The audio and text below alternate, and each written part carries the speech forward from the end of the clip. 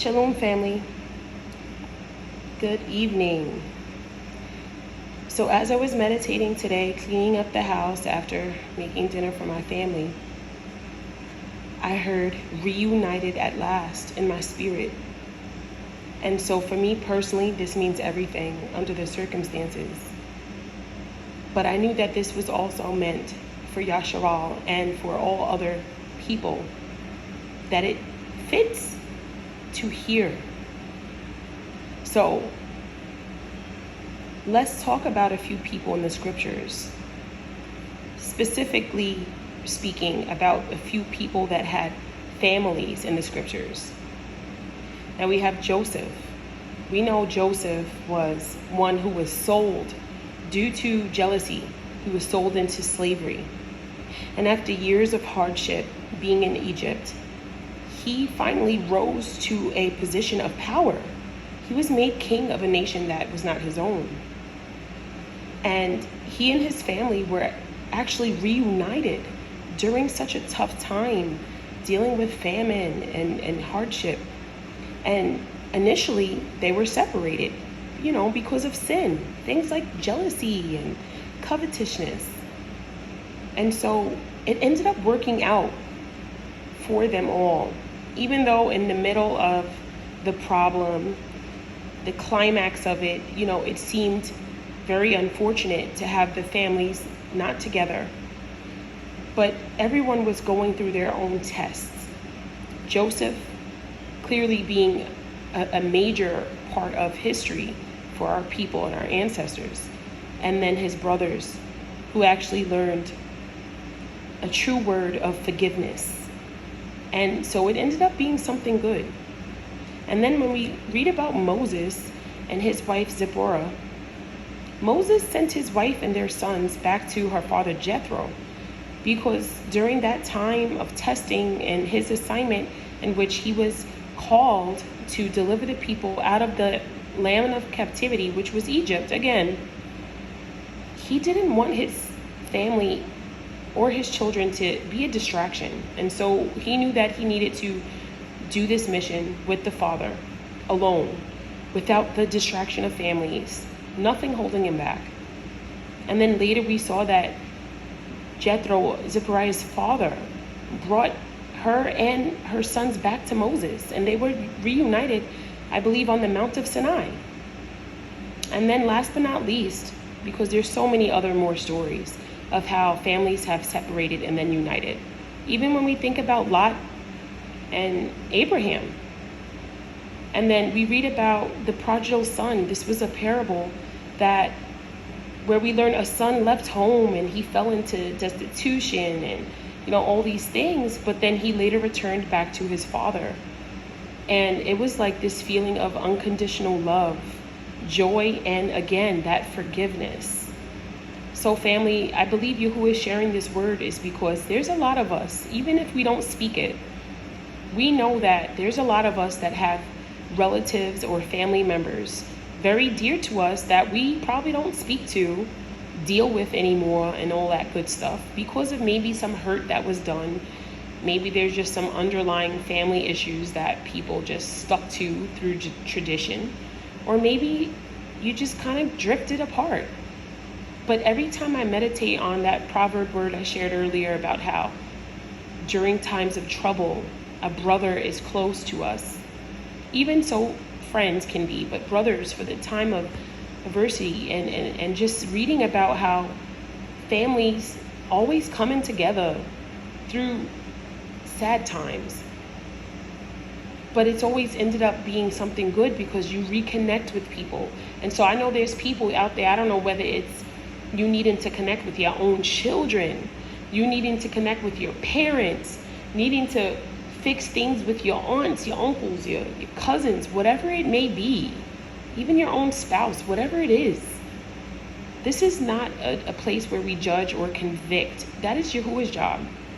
But this is to empower you to know that if you can have a little bit of forgiveness in your heart and some faith to keep interceding for that loved one that you love, that you miss, that you want to connect with, that it will happen, family.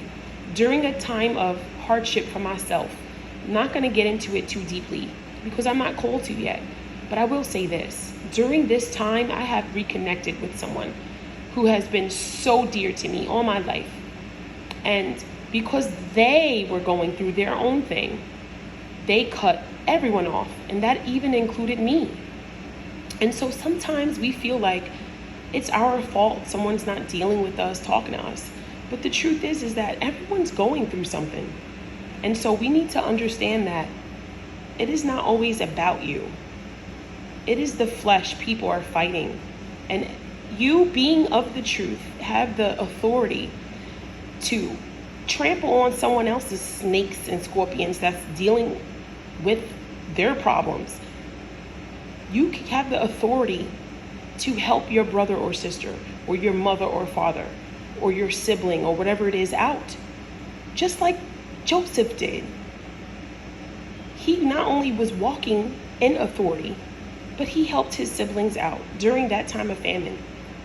He didn't sit there with a stubborn, stiff-necked mind and say, oh, well, that's what you guys get. You shouldn't have did this. That's what we're quick to do.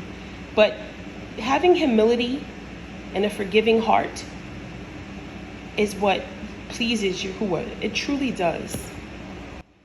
So sometimes when we read this verse in Matthew 5:44, which says, but I tell you, love your enemies and pray for those who persecute you, we're always quick to jump the gun and say, oh, well, I'm not praying for my enemies. Look what they have done and all this.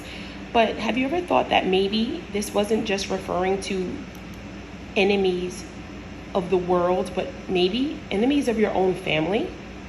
So we have to just consider that. Praying for your loved ones, praying for your families, that they not only wake up to the truth, but that they have a softened heart, a heart that is flesh, a heart that can repent and that can turn from their wicked ways. Whatever it is that caused them to walk away from us or not love us or not communicate or just be rebellious. Pray for them. Pray for them. Yeah, they might persecute. They might call you names. They might block you. Whatever it is they do. But pray for them, family. We know that it's Yahuwah's will, even spiritually, to be caught back up with our families. We learned that in 1 Thessalonians 4:17. We know we're going to be caught up together with them in those clouds. But what happens physically right now? Do you get caught up with them right now? We know that everything happens spiritually before it happens in the physical realm. And so just understand that it is written that we will be caught up with our families. And I need you to have faith to know that you're going to reconcile and you're going to be caught up with them in this realm too. Love covers a multitude of sin. Have a renewed heart, a renewed mind. Forgive them, even for what they do that they don't know they do that is wrong. And call out to Yahuwah. He is going to answer your prayers. And I know this because it has already begun. Shalom. Family, I just wanted to add at the end of this video that a beautiful sister reached out to me and told me that she had heard from her son, someone that she hasn't heard from for a really long time. And so I interceded for her, and I'm sure so many others have too that she had asked. But Yahuwah is such a faithful Eluah. Right as I received that message in my spirit about United at last, right before I'm getting ready to post the video, she reaches out to me. And so I know Yahuwah wanted me to share this testimony of this sister who gave me the okay to share the text. All praise goes to the Most High Yahuwah. If you're someone that hasn't heard from your children, your parents, your siblings, your cousins, whoever it is that you haven't heard from, maybe it's bothering your spirit, maybe it's grieving you because you do want to connect again, maybe you just don't know how to do it, go into prayer. Ask Yahuwah to show you how to do it. Continue to intercede, listen and wait for his voice, and I promise you, you're going to be united with them again, if it's his will. because we know that it has to be a specific time. Because if you yourself have to go through a test or have an assignment, we know that some people just going to have to wait until we're done with that assignment. So it's okay if you've been isolated or put, on the side, out of the mix. But know that your family is who purposely Yahuwah has chosen to be in your life. And it is not by accident. And we have to be the light to them. We have to be the light. We may have been the black sheep all of our lives, but no, now we're the light. And it is up to us to forgive first and to let them back in, that they may know which way to go to get to the Father. Shalom.